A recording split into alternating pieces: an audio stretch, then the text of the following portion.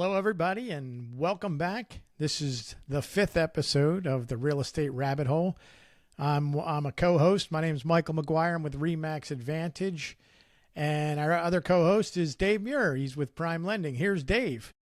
How are you doing, Michael? It's been a while since I've seen you, and you're looking good, though. You really are looking good. Anyway, as we get into our discussion today, I think it's really important that we educate the consumer. And I think if you're listening to this Real Estate Rabbit Hole, you're going to learn plenty over the next couple of years. But what's important today is we're going to talk about how Mike goes about, and how I as well go about educating the consumer on the front end, even if you've owned a home before. Talk, Mike, about your education plan for people, which is really a well thought out plan when people are thinking about that home ownership, that purchase. Well, I have something I call a home buyer consultation. It can be done, virtually if wanted, but most of the time I like to meet in person. Come into my office, sit down, and go through basically.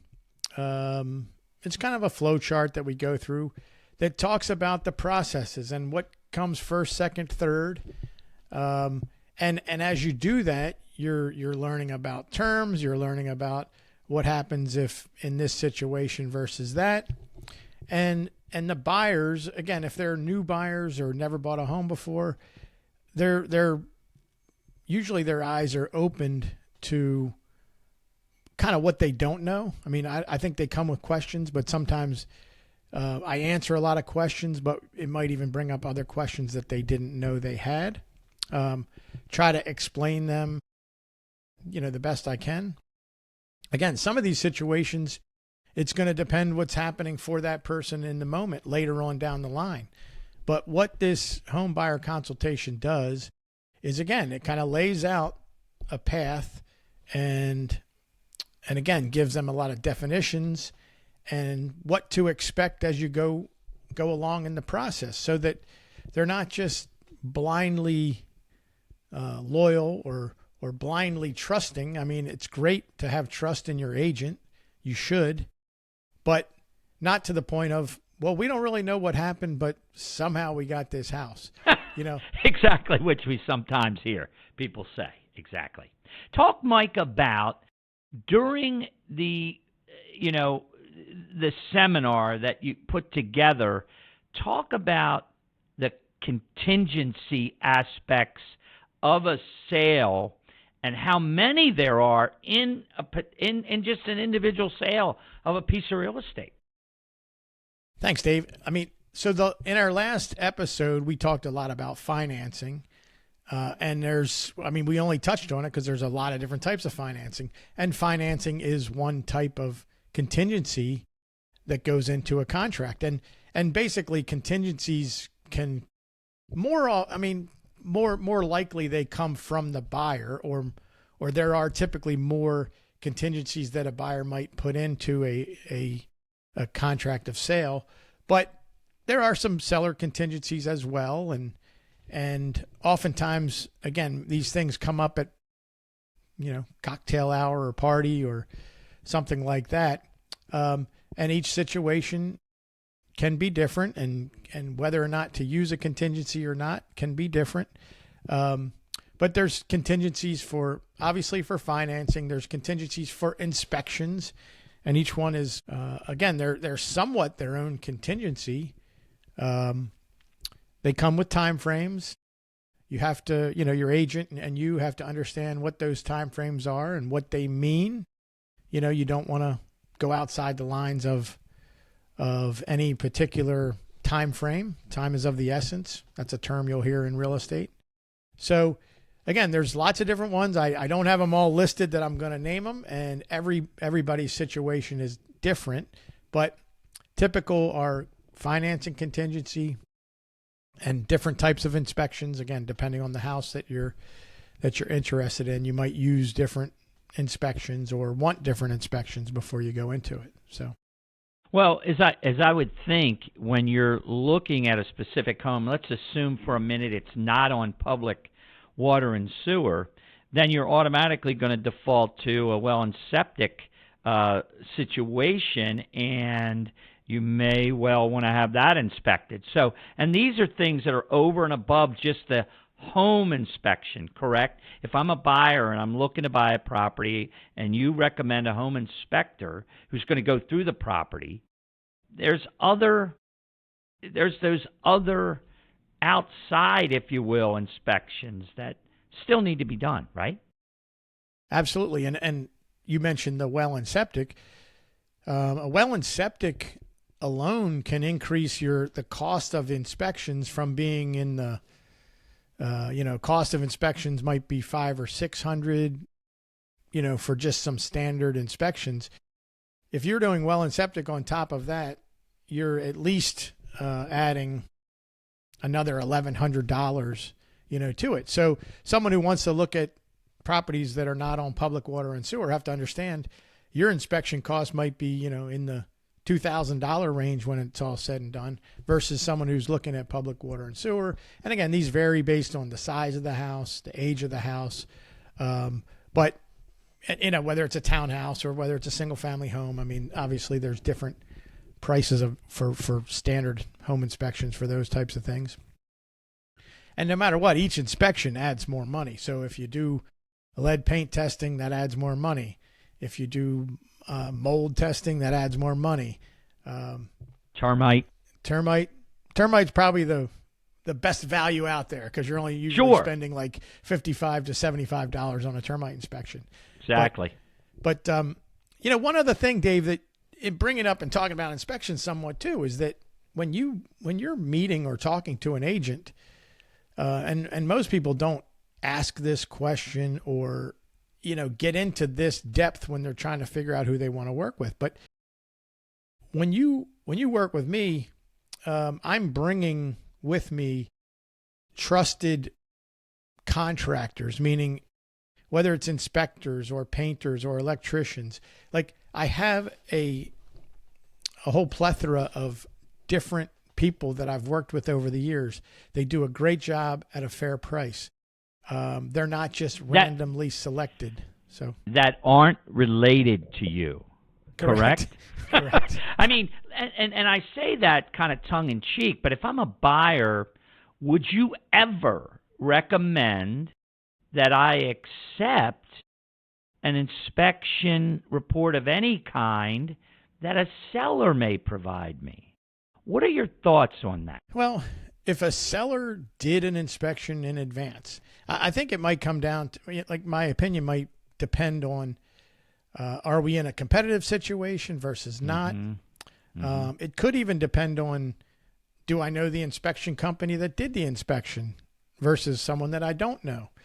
If I have a chance to look at the inspection report, I can tell sometimes whether I think was the advice and the various things pointed out by the inspector, were they good? Were they appropriate? Meaning, I'm not a home inspector, but I do see sometimes inspections where inspectors call out or they want to act like a home. Like sometimes they call out items that aren't appropriate, meaning if the house was built in 1970 and hasn't had updates, they shouldn't necessarily point out as a flaw that it doesn't have GFCI outlets. That's was not required in 1970, and doesn't mean you shouldn't put them in if you buy the house. No, you probably should look at putting them in, and that should be something that you do when you upgrade it. But trying to require a seller to do it is not necessarily appropriate, say. So you have to be careful with, I think some of these inspectors act like every house was built in the last 5 years. It wasn't. And the specs and the codes from the last 5 years are not always accurate to what, when the house was built. So you have to know, is that a call out that's appropriate or not? Or is it a call out that, I don't mean not appropriate in the fact that, like, they can make you aware of something. Sure. And that's oftentimes what an inspection is trying to do, is to make you aware of things. But is it deficient in the house? Maybe not. Should I, as a buyer, I want to refer to something where, a home inspector may well spend 3, 4, 5 hours in a property, and I know that they kind of get into the underbelly of the place. Should I, as a buyer, kind of maybe even expect a home inspector to, and I'm going to throw out one example. Should I expect a home inspector to climb up onto a roof for me? If they're analyzing the condition of a roof, is that something that's way over the top, or do you see that kind of service inside the business? Yeah, that's a great question. Specific, I like to use a few, select companies when it comes to inspections because of how they do things. And typically the companies that I use, more often than not, they will still get on a roof. It does really depend on the height and the accessibility. It can even depend on, sometimes in the winter, or if it's rained the night before, the roof could be slippery. So there are times when even someone that I would expect would get on a roof may not. But more often than not, nowadays, many inspection companies are using like a drone instead to look at the roof. I don't think, to me, I like it better when an inspector does get on the roof to look at it, especially with the roof. But they oftentimes, they can tell a lot from a drone. They can tell a lot actually from inside. If they can get into the attic and look at the underside of the roof, they can also sort of point out some deficiencies and things. So again, number one, I do like it better when they can and are still willing to get on the roof. Some companies won't do it anymore at all. And again, they're usually using a drone. You can get a lot from that.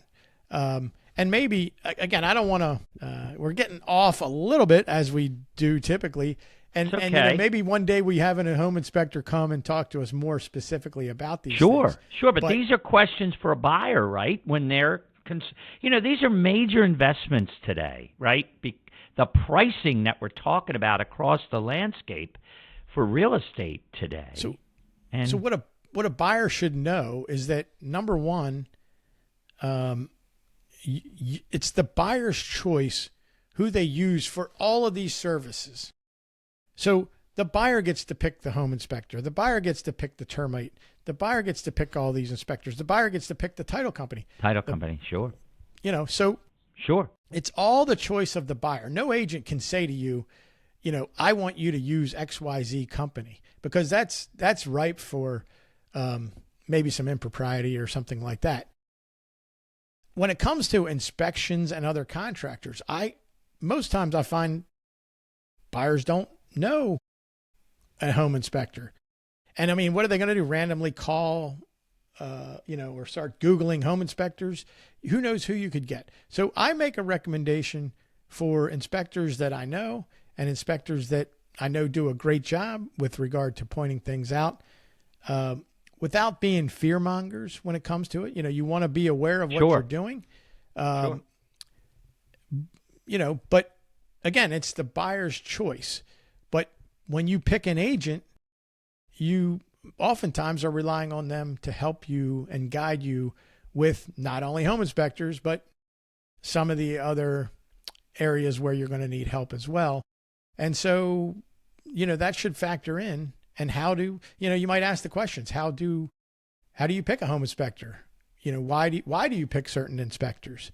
And if they say, I don't pick them for you, that's really the correct answer, but it shouldn't be, you're just on your own, because just like everything else, if you're just randomly searching for somebody, who knows what kind of service you're going to get, what kind of expertise, what kind of price. I mean, pricing can vary a lot when it comes to inspections, I think. So, and there are inspectors for everything, right? I mean, I know you were kidding. This was months ago, but you mentioned a chimney sweep company, and I don't mean to make light of that, but they often will say, well, the chimney's dirty. Well, of course it is. There's smoke that goes through it all the time. So, these kinds of things, though, you need to be talking to a pro like Mike as you enter in to the process. And hearkening back to the educational piece, Mike, what other, in addition to inspections, what other contingencies, if you will, do you talk to buyers about in a recommended sort of way as you're walking them through the purchase process? Oh boy. Because there are a myriad of them, right? There are. And yeah, again, sometimes the buyer might have a house to sell. So your contingency might be that you can't buy this house unless you sell your house. So you can make it contingent on the sale of your home. You can make it contingent on the settlement of your home, even if you're already under contract. Again, for sellers, a seller might say, well, I'm only going to accept this contract if you give me a certain time to buy a home or to get another home under contract. It's a seller's home of choice contingency. And with all these contingencies, the agent has to understand the situation and be able to explain to you, the client, whether you're a buyer or a seller, explain to you what can happen. If everything goes right, this will happen. If things go wrong, that'll happen. Again, the timelines, what you're actually agreeing to when you put a type of contingency in a contract is something that you should, again, you shouldn't just be trusting that your agent knows what you want to do. You need to have them explain these things. And this is where, again, some agents differentiate themselves. But ultimately, do you need someone who's very good at helping you find the right home? Yes. Do you need someone who's good at, scheduling appointments with you? Yes. Available? Yes. Do you need someone who understands the contract and, again, what it means to you? Yes. Can they explain it to you? Yes. It's not about someone who can point out, the new granite countertops in the kitchen. It's more about, we have to be sort of a jack of all trades when it comes to all of these things. So, yeah, I mean, I feel like the contract itself, the knowledge of it, and how it works for or against you in some ways, as long as you understand what the ramifications are, that's really the only way you should move forward is to understand what it is that you're agreeing to. One of the things we're going to talk about in a future podcast is the financing contingency piece for people who currently own a home. I know that one of the largest areas of consternation for a buyer who wants to move is particularly when they need the equity from their current home. In other words, they don't have a pot of gold sitting separately to put down for the next house, but they need to sell theirs in order to buy the next one. Well, there are alternatives today that are still safe that we can talk about.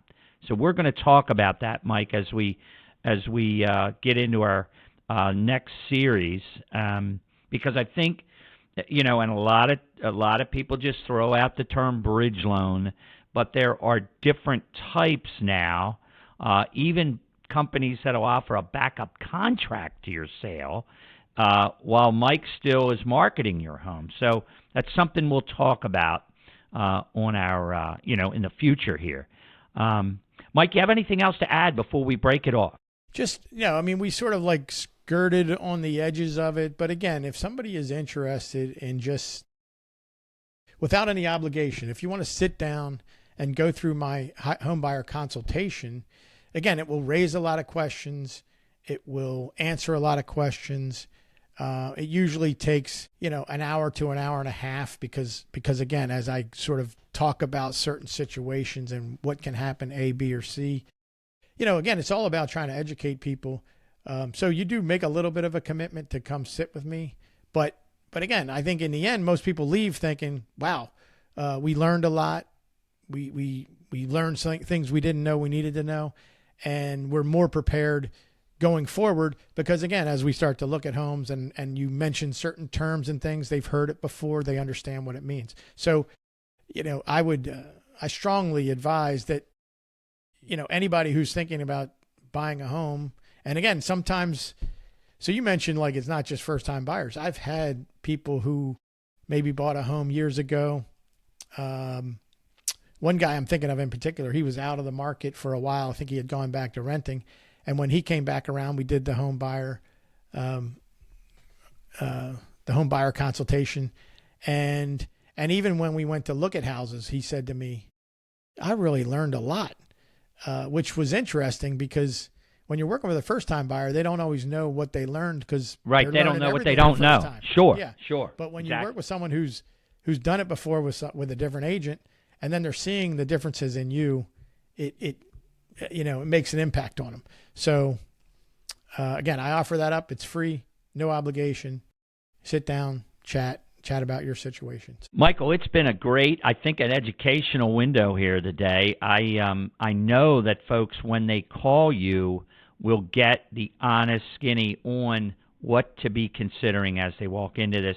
Give your contact information before we take it out this afternoon. Give us your contact information again. Sure thing, Dave. Thanks. Again, my name is Michael McGuire. I'm with Remax Advantage.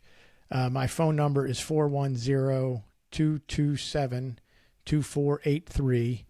Again, I'm a Remax agent, and I work a lot with Dave. We trade a lot of clients back and forth, and so Dave, make sure you give your phone number and contact information. Absolutely, I'm going to do that as I take us out. But I'm Dave Muir. I'm with Prime Lending, and I've only been in the business 38 years, so I've seen a few scenarios, and I'm happy to discuss yours. 410-241-7908. And because of the chatter this week, Mike, in the national press, because everyone's an expert on home affordability all of a sudden, there's a front page news about all this.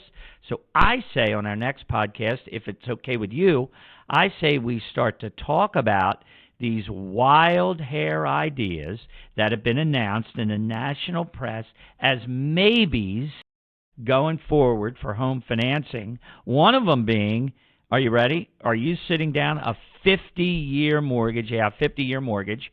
And even better, a portable mortgage. I'll just leave it at that as we leave this podcast. We'll talk soon. Take care, and we hope you tune in next time for the Real Estate Rabbit Hole. Great, Dave. Thank you.